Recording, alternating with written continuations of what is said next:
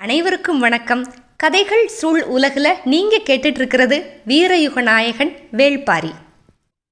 வீரயுக நாயகன் வேள்பாரி அத்தியாயம் 82. ஒரு பக்கம் பரம்பு மலையில் போர் ஏற்பாடுகள் எப்படி நடந்துக்கிட்டு இருக்கு, இன்னொரு பக்கம் மூவேந்தர்களும் மூஞ்சல்ல ஒன்று கூடி என்னெல்லாமோ பேசிக்கிட்டு இருக்காங்க. கபிலரும் பாரியோட தரப்புக்கு வந்து பேசிட்டு கிளம்பிட்டார். ஆனால் நம்ம ரொம்ப நாள் பார்க்காத ஒரு கதாபாத்திரம் பொற்சுவை. இளவரசன் பொதியவர்ப்பன் இங்கே இருக்கான். பொற்சுவையை நம்ம கண்டுக்கவே இல்லையே, கபிலரோட மாணவி. இப்போ மறுபடியும் குளிர்காலம் வந்துருச்சுல்ல, வேணிற்கால பள்ளியறையிலிருந்து மறுபடியும் குளிர்கால பள்ளியறைக்கு வந்து மாறி இருந்தா பொற்சுவை. அது மட்டும்தான் மாறி இருந்துச்சு. வேணிற்கால பள்ளியறையில் இருந்த காலத்துலேயும் பொதியவர்ப்பன் அந்த பக்கமே வரலை. அரச பணிக்காக வெங்கல் நாட்டுக்கு போனவன பேரரசர் அங்கேயே இருக்க சொல்லிட்டாரு. போர் சூழலை நோக்கி நாட்கள் மாதங்கள் நகர்ந்துக்கிட்டே இருக்கு. மழை காலம் ஆரம்பிக்கிறதுக்கு முன்னால் பேரரசரும் மதுரையிலேருந்து கிளம்பிட்டாரு. போருக்கான ஏற்பாடுகளுக்கு அரண்மனையில் இருக்கிற முக்கிய பொறுப்பாளர்கள் எல்லாரும் முன்னாலே கிளம்பி போயிட்டாங்க. போர் சூழல் அரண்மனையை என்னவா மாற்றிருச்சு அப்படின்னா, ஆண்களோட வாசனையே இல்லாத மாதிரி மாற்றிருச்சு. நம்மளுக்கு ஏற்கனவே தெரிஞ்ச மாதிரி கருவூல பொறுப்பாளர் வெள்ளிக்கொண்டார் மட்டும்தான் மதுரையில் இருந்தார். இப்போ அரண்மனையோட நிர்வாக பொறுப்பு முழுக்க அவர்கிட்ட தான் இருக்குது. கோட்டையோட பாதுகாப்புக்கு இருக்கிற வீரர்களை தவிர படைக்கலனில் இருந்த எல்லாரும் போருக்கு போயிட்டாங்க. அரசர், இளவரசர் இவங்கெல்லாம் கோட்டைக்குள்ளே இல்லை அப்படின்னா விழா கொண்டாட்டமெல்லாம் நடக்காது. இந்த தெய்வ வழிபாட்டு சடங்குகள் மட்டும்தான் வழக்கம் போல் நடந்துக்கிட்டு இருந்துச்சு. அரண்மனையோட ஆடம்பரமே இல்லை. இந்த மாதிரி புறச்சூழல் நிறைய மாறி இருந்தாலும் ஏன் நம்ம வந்து எந்த மாற்றமுமே இல்லை அப்படின்னு சொன்னோம் அப்படின்னா, இது எதுவுமே பொற்சுவையோட அகத்துக்குள்ள எந்த மாறுதலையும் ஏற்படுத்தலை. அவளோட நாட்கள் வழக்கம் போல போச்சு. ஒரு பகலில் சுகமதியை கூப்பிட்டுக்கிட்டு அரண்மனையோட வேற வேற மாளிகையெல்லாம் சும்மா போய் சுற்றி பார்த்துக்கிட்டு இருந்தா பொற்சுவை. அப்போ தான் தனியாக ஒரு மாளிகை, அழகான மாளிகை தெரியுது. இந்த கடல் அலைகள் வந்து இடைவிடாமல் சுருண்டு சுருண்டு மேலே வர்ற மாதிரி மாளிகையோட வெளிப்புறத்தில் சுதை வேலைப்பாடு எல்லாமே பண்ணியிருந்தாங்க. அலையவே வந்து மேற்தோல் மாதிரி பொத்தி இருக்கிற ஒரு மாளிகை. அதை பார்த்ததுமே உள்ளே போகணும்னு அவளுக்கு ஆசை. வணிகனோட மகள்ல கடல் அலையோட தழும்பல்களை வந்து காலம் முழுக்க உணர்ந்தவ. அதனால அந்த அலைகள் உருவத்தை பார்த்ததுமே அவள் கால் வந்து அப்படியே நடக்க ஆரம்பிச்சிருச்சு அந்த மாளிகையை நோக்கி. அது என்ன மாளிகை அப்படிங்கிறது சுகமதிக்கு தெரியும். அதனால் அங்கே போக வேண்டாமே அப்படின்னு யோசிச்சா. ஆனால் அதுக்குள்ளே பொற்சுவை நேராக அங்கே போயிட்டா. இளவரசி திடீர்னு அங்கே வருவாங்க அப்படின்னு அங்கே இருக்கிற பணிப்பெண்களுக்கு தெரியாது இல்லையா. அதனால வேக வேகமாக வந்து வரவேற்கிறதுக்கு ஏற்பாடு பண்ணுறாங்க. முத்துக்கள் பதிச்சு விரிவடிவ தட்டுகளை எடுத்து ஆரத்தி எடுக்கிறதுக்கெல்லாம். ஆனால் அதுக்குள்ளே பொற்சுவை வந்து அதெல்லாம் எதிர்பார்க்கல. நேர மாளிகைக்கு உள்ளே போயிட்டா. உள்ளே போனால் நிலைச்சுவரில் தரையில் எல்லாமே பளிங்கு. ஓவியங்கள், மர வேலைப்பாடுகள், மனித கற்பனைக்கு எட்டாத பேரழகு அந்த மாளிகையில். எங்கே பார்த்தாலும் இசைக்கருவிகள் வேறு இருக்குது. இது என்ன மாளிகை அப்படின்னு கேட்டால் சுகமதிக்கு டக்குன்னு பதில் சொல்ல முடியல. பக்கத்தில் இருந்த தலைமை பணிப்பெண் வந்து சொன்னான், இந்த மாளிகையோட பெயர் வந்து பாண்டரங்கம் அப்படின்னா. பாண்டரங்கம் அப்படின்னு சொன்னதுமே நீலவள்ளி தான் ஞாபகத்துக்கு வந்தா பொற்சுவைக்கு. திருமணத்துக்காக கட்டப்பட்ட பாண்டரங்கில் தான் நீலவள்ளியோட மகிழ்ந்து கிடக்கிறான் இளவரசன் பொதியவர்ப்பன் அப்படிங்கிற சொல். இதை அடிக்கடி நிறைய பேர் சொல்லி கேள்விப்பட்டிருக்கா பொற்சுவை. இதே மாளிகையில் தான் தேவவாக்கு விலங்கு வடக்கு இருக்கிற ஆற்றலை வந்து கண்டுபிடிச்சாங்க அப்படிங்கிறது பொற்சுவைக்கு தெரியும். மனசுக்குள்ளே அந்த எண்ணங்கள் எல்லாம் ஓடிக்கிட்டு இருக்க. கண்கள் அப்படியே கலை வேலைப்பாடுகளை பார்த்து பார்த்து அப்படியே சுழண்டுக்கிட்டு இருக்கு. நிமிர்ந்து மேலே பார்த்தா அவளோட மாளிகையில் இருக்கிற மாதிரியே இங்கேயுமே வானியல் காட்சிகள் எல்லாமே இருந்துச்சு. அதோட விவரம் எல்லாமே நம்மளுக்கு தெரியும்ல. ஆனால் அவளுக்கு அதெல்லாம் பார்த்தா சிரிப்பு வந்துச்சு. மனிதர்கள் வந்து காலத்தை வசப்படுத்துகிற முயற்சி எடுக்கிறாங்க இல்லையா, அதனால் சிரிப்பு தான். அதை பார்த்துக்கிட்டே அப்படியே இடது பக்கமாக திரும்பினா ஒரு மேடை மேலே ஒரு இசைக்கருவி, யாழ், மகர யாழ். அந்த மகர யாழுக்கு கொஞ்சம் தள்ளி மாளிகையோட நடுவில் ஒரு விளக்கு இருந்துச்சு. அந்த விளக்கை பார்த்தாலே பொற்சுவைக்கு ரொம்ப பிடிச்சது. கலை வேலைப்பாடுகள் வந்து கண்கள் அப்படியே ஈர்க்குது. மகர யாழை நோக்கி முதல்ல போக ஆரம்பித்தவ விளக்கை பார்த்ததுமே விளக்கை நோக்கி போக ஆரம்பித்தா. பொற்சுவை விளக்கை நோக்கி போய்கிட்டு இருக்கா. அது என்ன விளக்கு நம்மளுக்கு தெரியும். கொஞ்சம் அப்படியே பின்னோக்கி யோசித்து பார்த்தோம். அந்த வெங்கல் நாட்டு இளவரசன் அவன் தானே கொண்டு வந்தான் இதை. அந்த காமன் விளக்கு செஞ்ச சிற்பி அதோட அற்புதம் எல்லாத்தையும் விளக்கி சொல்லிட்டு அங்கே இருக்கிற யாருக்குமே அதோட உண்மையான அற்புதம் தெரியலை அப்படின்னு அவன் நினச்சாங்கிறதையும் நம்ம பார்த்தோம். இப்போ பொற்சுவை அந்த விளக்கை நோக்கி போகிறப்ப இதை வந்து காமன் விளக்குன்னு சொல்லுவாங்க இளவரசி அப்படின்னு ஒரு பணிப்பெண் வந்து சொன்னான். அந்த சிலை, அந்த விளக்கு, அதை போய் அப்படியே பக்கத்தில் பார்க்குறா பொற்சுவை. காதலுற்ற பெண் ஒருத்தி வலது கையை வந்து பக்கவாட்டில் கொஞ்சம் அப்படி வசத்தி பிடிச்சிருக்கா. அந்த உள்ளங்கையில் வந்து அகல் இருக்குது. இடது கையை வந்து இப்படி மார்போடு அணைச்சி வச்சிருக்கா. அந்த கையில் வந்து ஒரு பூ இருக்குது, மலர். அவளோட பேர் அழகை பார்த்து மயங்கி போய் காதலன் வந்து அவளோட முகத்தை பார்த்துக்கிட்டு ரொம்ப பக்கத்தில் அணுக்கமாக மயங்கி போய் நிற்கிறான். அந்த சிலையை வந்து ஊத்து பார்த்துக்கிட்டே இருந்தா. அப்போ பணிப்பெண் வந்து தொடர்ந்து சொல்கிறா, இளவரசி இந்த விளக்கில் சுடர் ஏற்றி பார்த்தா தான் இதோட முழு சிறப்புமே தெரியும், ஏற்றி காமிக்கிறேன் அப்படிங்கவும் பொற்சுவையும் சரின்னு சொன்னான். எல்லாருக்கும் தெரிஞ்ச விஷயம் இல்லை இதெல்லாம். அதனால் உடனே என்ன பண்ணாங்க, அரங்கில் வந்து பிற பகுதிகளில் இருந்து இருக்கிற ஒளி எல்லாத்தையுமே திரைச்சீலையை இறக்கி அப்படியே மறைச்சி இருட்டாக்குனாங்க. நல்ல இருட்டானதும் பாண்டரங்கில் வந்து இந்த பணிப்பெண்கள் வேகமாக வந்து இந்த காமன் விளக்கு, அந்த விளக்கில் வந்து தீபம் ஏற்றி வச்சாங்க. தீபம் ஏற்றுனதும் அப்படியே முன்னால் ஒளி பரவுது. சுற்றி இருந்த கண்ணாடி, முத்து, இது எல்லாத்துலேயும் இந்த ஒளி பட்டு அப்படியே அந்த முத்துக்களும் கண்ணாடியும் ஒளியை உமிழ ஆரம்பிச்சது. இந்த விளக்கோட சிறப்பு இதிலிருந்து உமிழுகிற அந்த ஒளி இல்லை இளவரசி, இதோட நிழல் தான் அப்படின்னு சொல்லிட்டு அந்த விளக்கோட பின்புறத்தை நோக்கி கையை காமிச்சா.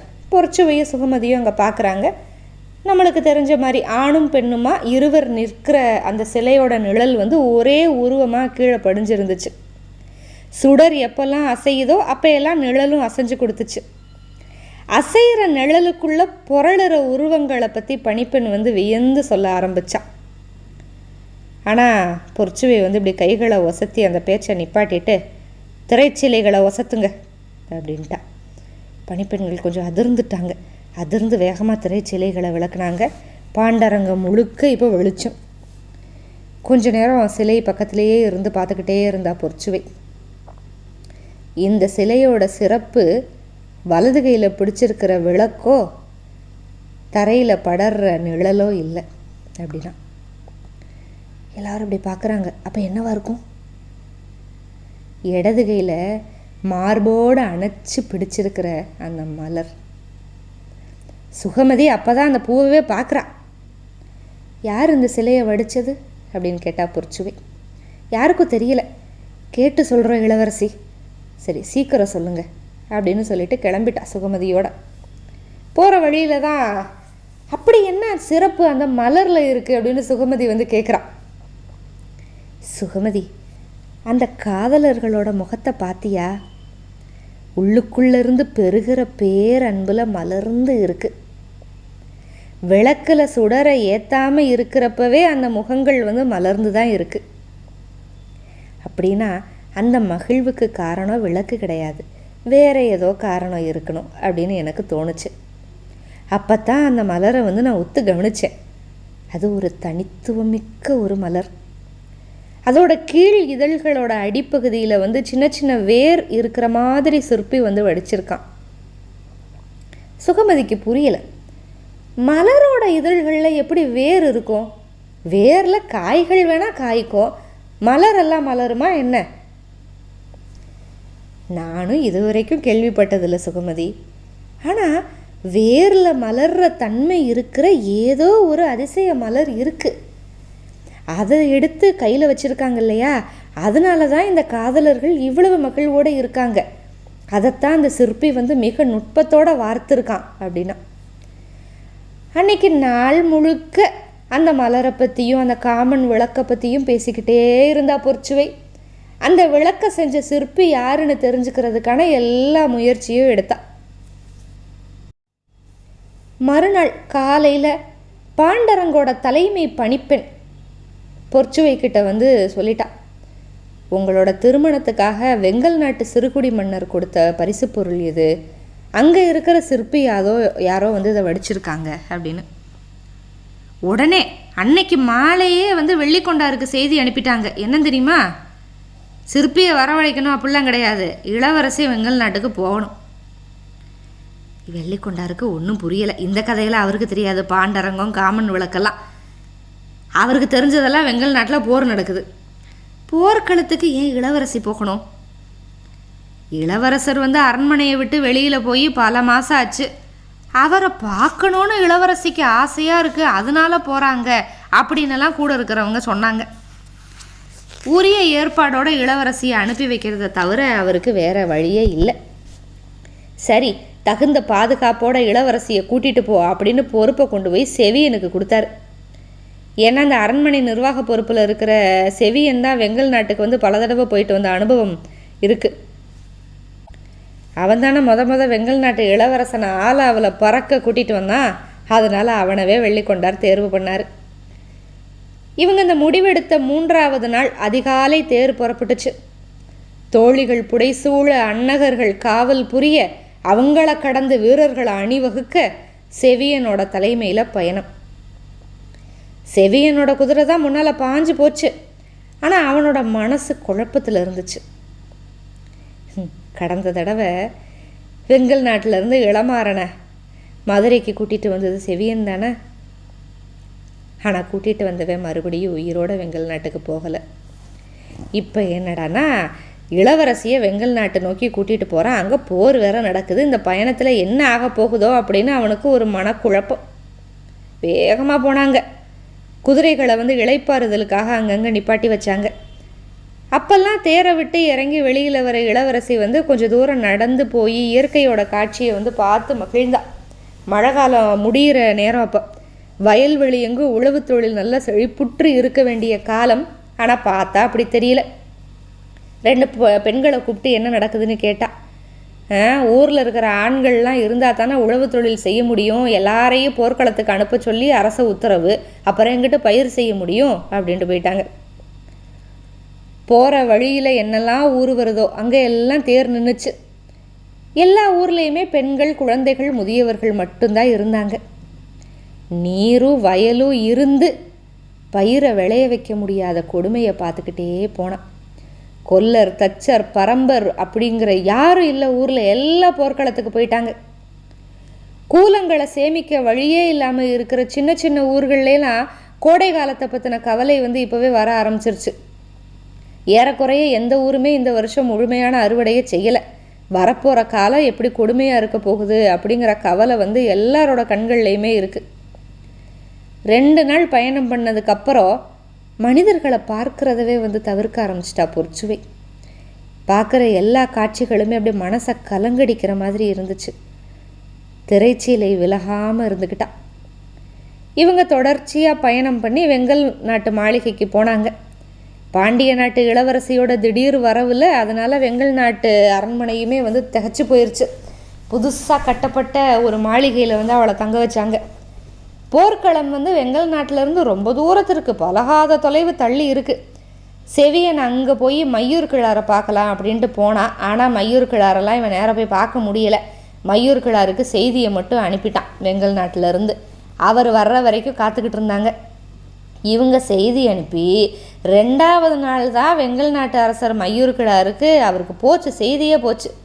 அவர் எங்கே இருந்தார்னா அந்த மொத்த படையில் காலாட்படையோட வடகோடியில் இருந்தார். அவரை நம்பவே இல்லை பார்த்துட்டு. என்னது, பாண்டிய இளவரசி நம்ம அரண்மனைக்கு வந்திருக்காங்களா? உலகத்தோட பேரழகி அப்படின்னு வர்ணிக்கப்படுற பாண்டிய நாட்டு இளவரசியா கிளம்பிட்டார் வேகமாக. புதிய விற்பன் மதுரை கோட்டையிலிருந்து வந்து பல மாதம் ஆச்சு, அதனால தான் இளவரசி யாரும் இங்கே புறப்பட்டு வந்திருக்காங்க அப்படின்னு இவராக நினச்சிக்கிட்டு அங்கே போகிறார். அந்த புது மாளிகைக்கு பாண்டிய நாட்டு வழக்கப்படி நுண்ணிலை பட்டு சரடுகளால் செய்யப்பட்ட திரைச்சீலைகள் அப்படியே அலையலையாக மறைச்சிருக்கு. அந்த பக்கம் இருந்த இளவரசி திரையை விலக்கி வெளியில் வந்தா. தலை தாழ்த்தி வணங்குறாரு. இளவரசியோட வருகையை வர்ணித்து கூறிய வார்த்தைகளை அவர் முடிக்கிறதுக்கே ரொம்ப நேரம் ஆயிடுச்சு. பொற்சுவையும் மகிழ்ந்து வரவேற்பை ஏற்றுக்கிட்டா. அமைச்சர் முசுகுந்தர்கிட்ட நான் வந்திருக்கேன் அப்படின்னு சொல்லிடுங்க. அவர் பொருத்தமான நேரத்தில் பேரரசர்கிட்டையும் இளவரசர்கிட்டையும் இந்த செய்தியை சேர்ப்பார் அப்படின்னா. உத்தரவு இளவரசி, நான் அப்படியே செய்கிறேன் அப்படின்னு சொல்லி கிளம்ப ஆரம்பித்தார். அப்போ சுகமதி கேட்டா, இளவரசியாரோட திருமணத்துக்கு காமன் விளக்க பரிசாக கொடுத்தீங்கல்ல, அந்த விளக்க செஞ்ச சிற்பி எங்க? மயூர்கிழாருக்கு ஒரே சந்தோஷம். இந்த மாளிகைக்கு இளவரசர் வர்ற நாள் அன்னைக்கு காமன் விளக்கு இங்கே இருக்கணும் அப்படின்னு இளவரசி விரும்புகிறாங்க போல், அதனால் இங்கே ஒரு காமன் விளக்கு எதிர்பார்க்குறாங்க இப்படிலாம் நினச்சிக்கிட்டாரு. ஐயோ, உடனடியாக ஏற்பாடு செய்கிறேன் அப்படின்னாரு வேகமாக. அரண்மனையோட தலைமை சித்திரக்காரர் குழல் தத்தனை கூப்பிட்டு, காராளி எங்கே இருந்தாலும் கூட்டிகிட்டு வா அப்படின்னு உத்தரவு போட்டுட்டு போர்க்களத்துக்கு திரும்பிட்டார். இந்த குழல் தத்தன் வயசில் ரொம்ப மூத்தவர். அவர் இளவரசியை பார்த்து வணங்கி, காராளியோட ஊர் மலை குன்றுகளுக்குள்ளே இருக்குது இளவரசி, போய் திரும்ப 3 நாள் ஆகும், நான் போயிட்டு வரேன் அப்படின்னு சொல்லிட்டு போனார். இளவரசி பொற்சுவை காராளி வர்ற வரைக்கும் 3 நாள் ஆகும்ல. குழல் தத்தன் கூப்பிட போயிருக்காரு. நல்ல பயண களைப்பு நீங்க ஓய்வெடுத்தா. 3 நாள் கழித்து குழல் தத்தன் வராரு. ஆனால் கூட யாருமே இல்லை. பணிஞ்சு சொன்னார், காராளி வர மறுத்துட்டான் தேவி அப்படின்னாரு. இந்த பதிலை யாரும் எதிர்பார்க்கல. பாண்டிய நாட்டு இளவரசி ஒருத்தனை வர சொல்லி ஒரு சிற்பி அதை மறுத்துட்டானா அப்படின்னு சொல்லி சுகமதி கேட்டான். குழல் தத்தன் ஒன்றுமே பேசலை. ஏன் அப்படின்னு கேட்டா பொற்சுவை.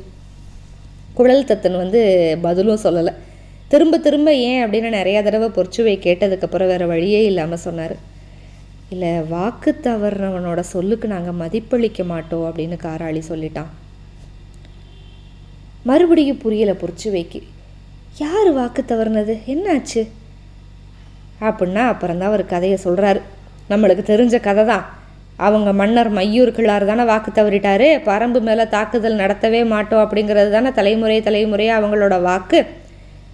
பரம்பு மேலே தாக்குதல் தொடுக்கிறவங்களுக்கு உதவியோ செய்ய மாட்டோம் அப்படிங்கிறது எங்கள் முன்னோர்கள் வாக்கு. ஆனால் இப்போ மையூர் கிழார் அதை மீறிட்டாரு. இனிமேல் நான் இந்த மண்ணை மிதிக்க மாட்டேன் அப்படின்னு சொல்லி வரமாட்டேன்னு சொல்லிட்டான் காராளி அப்படின்னு சொன்னார் குழல் தத்தன். பொற்சுவை அமைதி ஆயிட்டான். காராளி மேலே கோவமெல்லாம் வரல. அவன் இங்கே வர வேண்டாம், நான் அங்கே போகிறேன் அப்படின்னா. குழல் தத்தன் பதறி போயிட்டார். ஐயோ, மலை குன்றுகளுக்குள்ளே இருக்கிற அவன் இடத்துக்கு நீங்கள் போகணுமா? எதையும் கண்டுக்கல பொற்சுவை. அன்னகர்களுக்கு ஆணை போச்சு, பல்லக்கு ஏற்பாடாச்சு, நாளை காலையில் புறப்படலாம் அப்படின்னு சொல்லிட்டு உள்ளே போயிட்டான். இதை போய் திரும்ப மையூர் கிழாரை கண்டுபிடிச்சி சொல்லவும் முடியல. இந்த மூவேந்தர்களோட படையில் அவர் எங்கே இருக்காருன்னே கண்டுபிடிக்க முடியல. என்ன பண்ணுறதுனே தெரியல. குழல் தத்தனுக்கு வேறு வழியில் கூட்டிகிட்டு போகணும். பல்லக்க சுமந்துக்கிட்டு காரமலையோட அடிவார குன்றுகளுக்குள்ளே நுழைஞ்சாங்க அன்னகர்கள். குழல் தத்தன் முன்னால் போய்கிட்டு இருக்காரு. இந்த காரமலையோட அடிவாரத்தில் உள்ளொடுங்கி ஒரு 6 ஊர் இருக்கும். அந்த 6 ஊர் பரமமலையை சேர்ந்தது கிடையாது, வெங்கல் நாட்டுக்கு உட்பட்டவை. ஆனால் அதுக்கு முன்னாலேயும் பின்னாலேயும் இருக்கிற எல்லா ஊருமே பரம்புக்கு உட்பட்டவை. அப்போ போர் முற்றுகை நடந்துக்கிட்டு இருக்கிறப்ப முன்னாலேயும் பின்னாலேயும் பரம்பு நிலம் இருக்கிற ஒரு நிலத்துக்குள்ளே போனால் எப்படி இருக்கும்? வேர்த்து கொட்டுச்சு குழல் தத்தனுக்கு. ஆனாலும் அவருக்கு பரம்பு மக்கள் மேலே ஒரு நம்பிக்கை. கூட்டிகிட்டு போனார் தைரியமாக. சரிவு பாறையில் நல்லா வண்ண கலவையை வச்சு படம் வரைஞ்சிக்கிட்டு இருந்தான் காராளி. அவன் இருக்கிற இடத்த கண்டுபிடிச்சி அங்கேயே கூட்டிகிட்டு போயிட்டார். மலை ஏறுற பாதையில் கூட பல்லக்கு அப்படியே குலுங்காமல் தூக்கிட்டு வந்தாங்க அன்னகர்கள். அவங்களோட திரள் கொண்ட தோள்கள், துடுப்பு மாதிரி அகலமான பாதங்கள் இதுக்குன்னே பழக்கப்பட்டது. கொஞ்சம் தூரத்தில் இருந்த காராளி கிட்ட போய் பேசினார் குழல் தத்தன். காராளி திரும்பி பார்த்தான். பல்லக்கை கீழே இறக்கிக்கிட்டு இருந்தாங்க. உள்ளேருந்து ஒரு பெண் இறங்கி அவனை நோக்கி வர்றவங்க தான் பாண்டிய நாட்டு இளவரசி அப்படின்னு சொல்லிட்டு அந்த இடத்த விட்டு நகர்ந்து போயிட்டார் குழல் தத்தன். சுகமதி பல்லக்குக்கு பக்கத்திலே நின்றுக்கிட்டா. இளவரசியை மகிழ்ந்து வரவேற்க காராளி ஆயத்தமாக இல்லை. தலையை தாழ்த்திக்கிட்டு உயிரே இல்லாத ஒரு குரலில் வரவேற்பு சொல்ல சொன்னான். பார்த்ததுமே பொற்சுவைக்கு புரிஞ்சு போச்சு, நம்ம வந்தது கொஞ்சம் கூட பிடிக்காத ஒரு மனுஷன் முன்னால் நம்ம நிற்கிறோம். ஆனாலும் என்ன, அவனோட கலை என்னை இங்கே வரவழைச்சிருக்கு. வாக்கு மீறினவன் மன்னனே ஆனாலும் அவன் மாளிகைக்கு வரமாட்டேன் அப்படின்னு அவன் சொல்கிற துணிவு பிடிச்சிருக்கு அப்படின்னு மனசுக்குள்ளே நினச்சிக்கிட்டு, நீ வடித்து கொடுத்த காமன் விளக்கு ரொம்ப சிறப்பாக இருக்குது அப்படின்னா. அவனுக்கு உடனே 1.5 வருஷத்துக்கு முன்னால் செஞ்சு கொடுத்த விளக்க பற்றின ஞாபகம் வந்துச்சு. நிறைய பேர் அதை பாராட்டிட்டாங்க. அதோட சிறப்பு பற்றி தெரியாமலேயே சிறப்பிச்சு கூறுற இன்னொரு ஆள் அப்படின்னு நினச்சிக்கிட்டு நன்றி அப்படின்னா தலை நிமிராமல். அந்த சிலையோட அழகு சுடரில் ஒளி ஏற்றுறப்ப இணைஞ்சு விழுகிற நிழலில் இருக்கிறதா எல்லாரும் சொன்னாங்க. ஆனால் எனக்கு அப்படி தோணலை அப்படின்னா. இப்போ தான் காராளி நிமிர்ந்து இளவரசியை பார்க்குறான். உங்களுக்கு என்ன தோணுச்சு அப்படின்னு கேட்டான். அவளோட இடது கையில் பிடிச்சிருக்கிற மலரில் தான் அந்த சிலையோட உயிர் இருக்குன்னு நினைக்கிறேன் அப்படின்னா. காராளியோட கண்கள் அப்படியே வியப்பில் விரிஞ்சிருச்சு. நான் சொல்கிறது சரிதானா அப்படின்னு கேட்டான். கொஞ்ச நேரம் கழித்து பதில் சொன்னான் காராளி. எப்படி கண்டுபிடிச்சிங்க அப்படின்னு கேட்டான். பொற்சுவை நினச்சது அப்போ சரி. அந்த காமன் விளக்கோட அழகு அந்த கையில் இருக்கிற மலரில் இருக்குது. எப்படி கண்டுபிடிச்சிங்க அப்படின்னு காராளி கேட்கவும் சொன்னா பொற்சுவை, நீ விளக்கில் வடிச்சிருக்கிற சிலைகள் அவ்வளவு உயிர்ப்போடு இருக்குது. அவங்க முகங்களில் இருக்கிற மகிழ்வை என்னால் வார்த்தைகளில் சொல்ல முடியாது. அதுக்கு காரணம் இடது கையில் இருக்கிற மலர். அந்த பெண் அது உயிர் மாதிரி காத்து வச்சிருக்கா அப்படிங்கவும், ஆமாம் இளவரசி, அதுதான் மலர்கள்லேயே அதிசிறந்த மலர். காதலோட குறியீடாக மலை மக்கள் போற்றுகின்ற ஒரு மலர் அப்படின்னு சொன்னான். அந்த மலரை பற்றி தொடர்ச்சியாக கேட்குறா பொற்சுவை. காராளிக்கு இப்போ அவ்வளோ சந்தோஷம். இதை கண்டுபிடிச்சிட்டாங்கல்ல ஒருத்தவங்க, அதை பற்றி சொல்ல ஆரம்பிச்சிட்டா. முகம் மலர்ச்சியாக. நிலத்தில் பூக்கிற பூக்கள் எல்லாமே ஒரு தடவை தான் மலரும், அதுக்கப்புறம் காஞ்சு உதிர்ந்து போயிடும். ஆனால் நீர்ப்பூக்கள் அப்படி கிடையாது. மலரும் கூம்பும் மறுபடியும் மலரும்.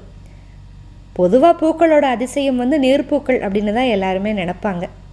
ஆனால் நீர்ப்பூக்களை மாதிரியே மலர்ந்து மறுபடியும் கூம்பி மறுபடியும் மலர்ற பூ ஒன்று நிலத்திலேயும் இருக்குது அப்படின்னா.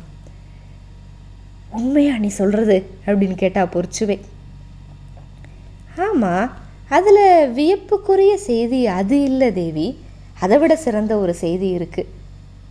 முளைக்கிற பயிர் நிலத்தை முண்டி மேலே வர்ற மாதிரி வேர்லேருந்து முளைக்கிற இந்த மலர் நிலத்தை முண்டி மேலே மண்ணோட மலரும். இதில் என்ன வியப்பு அப்படின்னா, மனிதர்கள் யாராவது பக்கத்தில் போனால் மலர்ந்த அதோட இதழ்களை மறுபடியும் கூப்பி உள்ளே இழுத்துக்கிறோம். அதோட மேல் இதழ்களில் சின்ன சின்னதாக முட்கள் இருக்கும். பார்க்குறவங்க ஏதோ முள்ளுக்காய் மண்ணுக்குள்ளே கிடக்குதுன்னு நினச்சி கடந்து போயிடுவாங்க. அப்படியா? அப்படின்னா மனிதர்கள் இதை பார்க்கவே முடியாதா அப்படின்னு கேட்டா. முடியும். பேரன்பால் ஒன்று கலந்த காதலர்கள் மண்ணுக்குள்ளே புதஞ்சு இருக்கிற இந்த மலருக்கு பக்கத்தில் உட்காந்து ஈசல் புத்த மெல்ல ஊதுற மாதிரி மூச்சுக்காற்றுல ஊதணும். காதல் இணையர்களோட மூச்சுக்காற்று படப்பட கொஞ்சம் கொஞ்சமாக இந்த மலர் மலர்ந்து வெளியே வரும்னு சொல்லுவாங்க. பொற்சுவையோட உடம்பு அப்படியே நடுங்கி அடங்குச்சு. நீ சொல்கிறது உண்மையா? ஆமாம் இளவரசி, இதோட ஆதி பெயர் நிலமுரண்டி. ஆனால் இப்போ காட்டில் இருக்கிறவங்களுக்கு காதல் மலர் அப்படின்னு சொன்னாதான் தெரியும் அப்படின்னா. தொடர்ச்சியாக ஒன்று சொன்னான். பாரியும் ஆதினியும் தங்களோட மூச்சுக்காத்துல மலர வச்ச காதல் மலரை ஏந்தி நின்னாங்கன்னு என்னோட ஆசான் ஒரு தடவை சொன்னார். அந்த காட்சியை நான் கற்பனையாக வரைஞ்சிருந்தேன். மையூர் கிழார் புதுமையாக ஏதாவது பரிசு பொருள் செய்யணும் அப்படின்னு சொன்னப்போ அந்த ஓவியத்தவே விளக்கா வடிவமைச்சிட்டேன். எல்லாரும் சிலை அமைக்கப்பட்ட கோணத்தினால நிழல் படறதைத்தான் கவனிச்சாங்களே தவிர கையில் ஏந்தி இருக்கிற காதல் மலரை யாருமே கவனிக்கலை. நீங்கள் மட்டும்தான் அந்த அதிசய மலரை கண்டுபிடிச்சிருக்கீங்க அப்படின்னா. பொற்சுவை அப்படியே மூர்ச்சி ஆகிற மாதிரி நின்றுட்டா. நீ வடிச்சிருக்கிற சிற்பத்தில் இருக்கிறது பாரியும் ஆதினியுமா? அவங்கள நினச்சி தான் அந்த ஓவியத்தை வரைஞ்சேன். அந்த ஓவியம் கொண்டு சிற்பத்தை உருவாக்கினேன். அப்படின்னா அதில் இருக்கிறது அவங்க தானே அப்படின்னா காராளி.